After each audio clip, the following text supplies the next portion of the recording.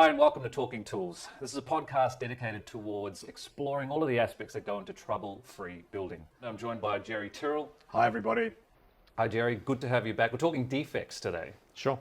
$86 billion, an estimated cost of, an annual cost in Australia, in Australian construction, $86 billion worth of defects. Every year, mainly because of avoidable problems. How did we arrive at $86 billion? Let's break that down.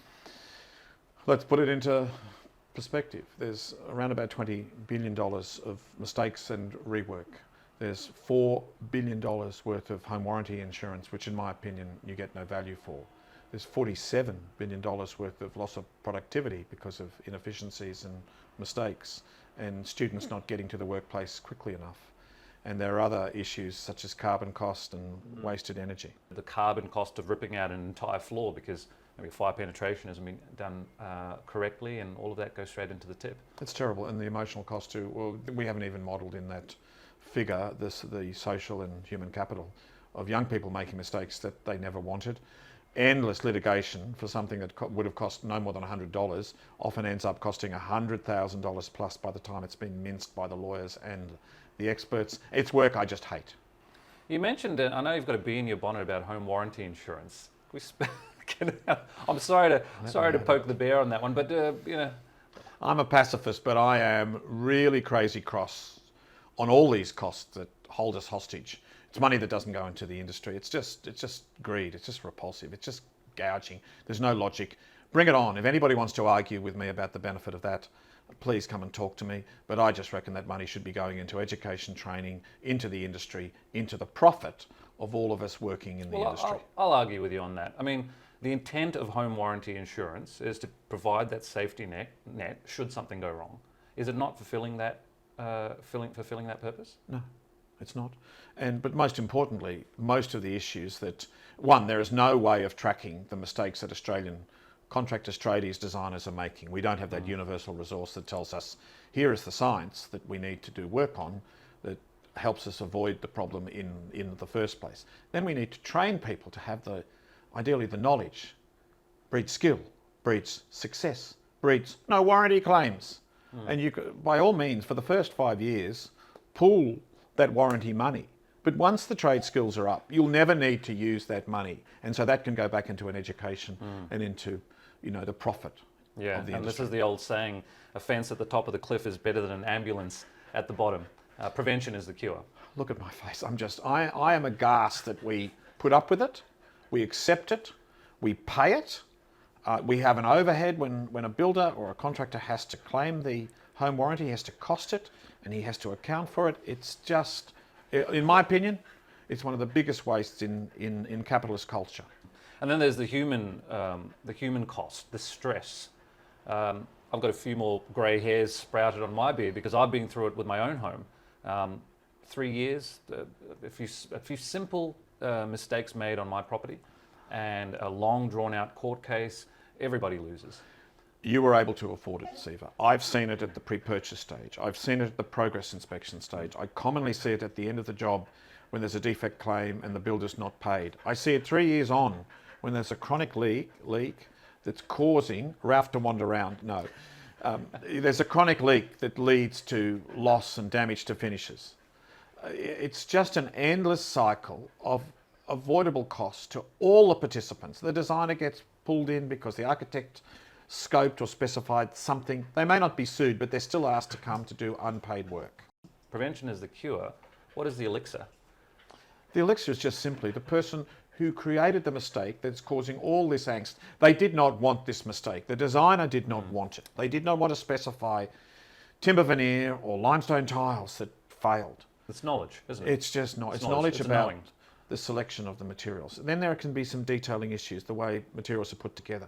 Commonly, the tradesmen can solve all of that as long as they are listened to and they've got the knowledge that leads to skill, that leads to collaboration, that leads to the result, which is solution and profit. Let's leave the minor defects out for a second. Major defects, the actual cost to prevent that is negligible. It's 2% of that $86 billion, in my opinion.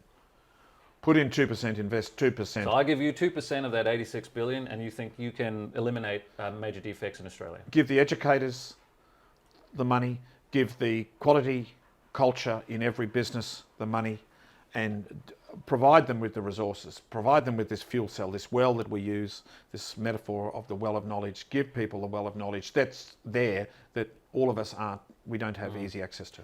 So I don't believe anybody, any tradesperson, designer, architect, certifier, gets up in the morning and says, I'm going to work today to make mistakes. Look, I have seen thousands of architects' drawings and designers' details that essentially they spend a lot of time on, they're wrong. They're passed on down the food chain. The tradesman may pick up an issue but is not listened to. The knowledge that allows the designer to detail that correctly or to embed in their document to pass on to the people doing their work is just not available. And the checks and balances to a young tradesman who's out in the industry, they just need to know how to do it. Let's just talk about the design cohort. Pouring their heart and soul into a detail, producing a set of documents, which are then causing problems down the track. Why are we ripping up these designs? Well, let's take just a head flashing.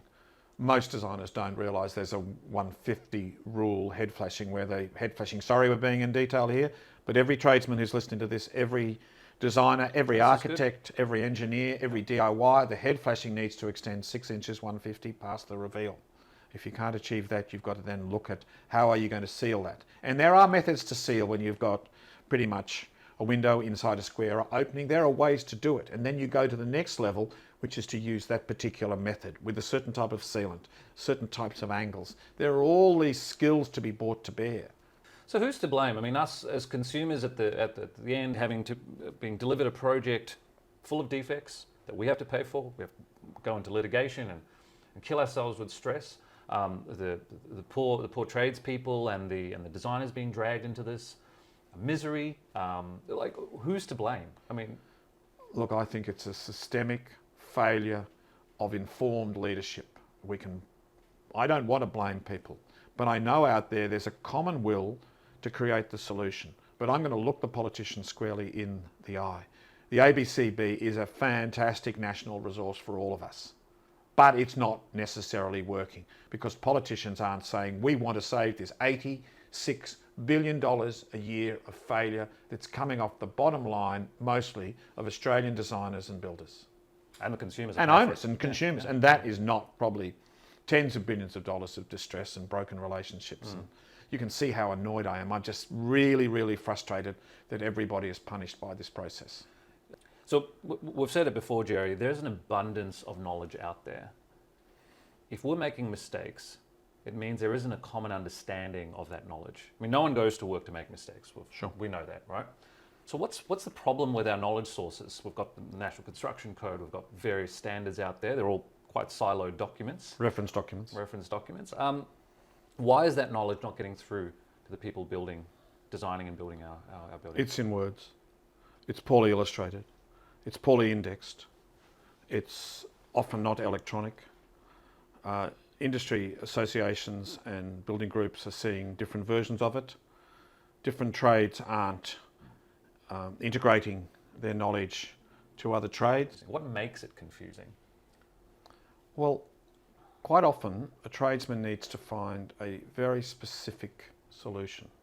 So if you go into the NCC, which I just think is a wonderful principled document, it's very hard to find exactly the stair balustrade height or the childproofing of a stair handrail or a landing balustrade, simply. And if you don't know what you're doing, it's time consuming and it's coming out of your bottom line. So I'm going to bring up on screen now all of the relevant codes to stairs. Over 400 pages, almost 7,000 words, spread across multiple documents. I mean, I can understand why it's confusing to get access to clear knowledge. But I haven't spoken about this before.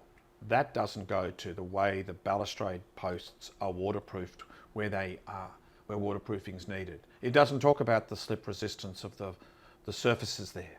All of those things are in different parts all over the shop, the ship, that all of us as designers and tradesmen, we've got to blend these things together to create this trouble-free Why result. Spread things? And I've got to ask, why are we not condensing things into a single source? Put up with this bandwagon here. It's knowledge feudalism. We're just being held captive by this lack of knowledge. And it means we're going to make a mistake, or we've got to spend a lot of unpaid time to find something that should be, I'm not saying for it to be super easy, but it should be real easy for us to find general answers. And you say knowledge feudalism. Where's the feud? Is the feud between the... No, it's feudalism. Remember those Monty Python movies with the serfs in little huts and things saying, oh, can we have something? Can we have something, please, Lord of the Manor?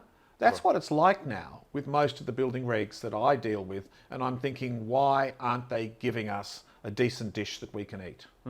Yeah, absolutely. It feels almost as if the construction industry is being held hostage to our broken system of codes and knowledge. Best of intention, the result is self-evident.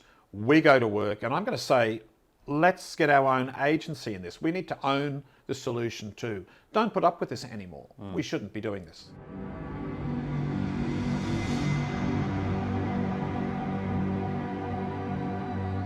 Let's jump into stairs, what we've been talking about. And here we have a single graphic that has pulled together all of the essential information you need to design and build well. And talk us through some of this. Oh, the balustrade heights, what I use is the sphere rule, although there are some confusing versions of that, but it's essentially a 125 maximum space between balusters. There are specific rules for handrail heights. We have a version of this that allows for schools and where the little people are using it. There are terminations, which in my opinion should be in all buildings, but at the moment they only really apply to class 2 to 9. It's just a treasure trove, and it's just on one page. This is one of the earlier tools that I developed, over 20 years ago, just to make it simple for people to understand.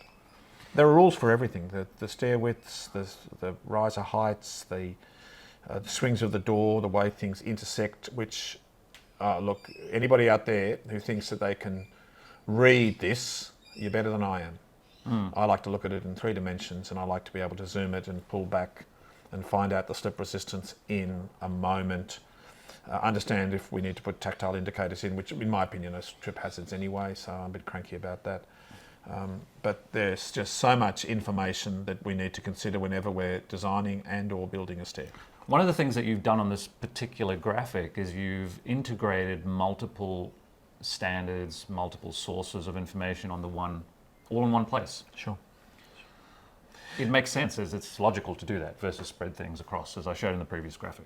Sure, and you'll see that little things like the slope on treads, it still drives me berserk on external stairs when I'll go there on a wet day and there'll be water ponding on a stair, and often the older stairs don't have slip resistance at the nosing, so somebody's going to fall. It could be your mum, it could be your dad, it could be a young child who damages himself forever or breaks an arm. Yep. So I guess making universal knowledge available on a single graphic, and this can then be used to communicate from design to construction. Sure. So there's a common understanding of how to design and build well. Sure, and you can bounce the whole idea of knowledge should be that it's integrated. So you'll see if there's a window in the staircase, there are rules about that. So I've spoken about the waterproofing issues, I've spoken about slip resistance. Well, there are other issues that will, if there's a fire door leading onto a stair, if there's all sorts of rules about a fire door not obstructing people exiting the building round an open fire door. Now, they didn't teach that to me at TAFE University. So I mean, I asked a question before. We're in a bit of a pickle. $86 billion worth of defects every year that consumers are having to pay. The courts are rife with issues. We could sit back as the industry, as our architects, designers, certifiers. Same old. And we could just point the finger at the government and say, well, it's their fault. But what role do we have to play in coming up with a solution? I think it's hybrid. I think there's complicity in the structure and the system, but I think we've tolerated this, and I think it's up to us now, with our force and our desire to get solutions, to make change. The stair tool that Jerry has just demonstrated there is a fantastic example of integrated knowledge. Simple graphics. I mean, we're a 3-dimensional crowd. We think in space, not in words and text. So in terms of giving some onus and some ownership and some accountability to our industry to design and build better, it's using tools like this to communicate quality and craftsmanship, so we make fewer mistakes. Sure, but the agency is all of us. So ideally, when we're trained, we've got this. But that's a generational. Well, it's not even a generational. It's a university 3 to 4 year period. But whilst those 3 to 4 years go by, each of us, whether a designer or a tradesman or a supervisor or a certifier, we need to make sure we're all looking at the same particular skill or knowledge that should be applied when we're building. Building defects, resolving the issue of building defects is not one group's responsibility. It's an industry, it's an industry-wide responsibility, and I think it can be done by using knowledge to communicate the craft of building well. Please don't think defects, think skill, think skill. craft. I see it all at the time. Most of Australian building is well done. We've just got to get rid of the unintentional mistakes. Thanks for joining us. Thank you.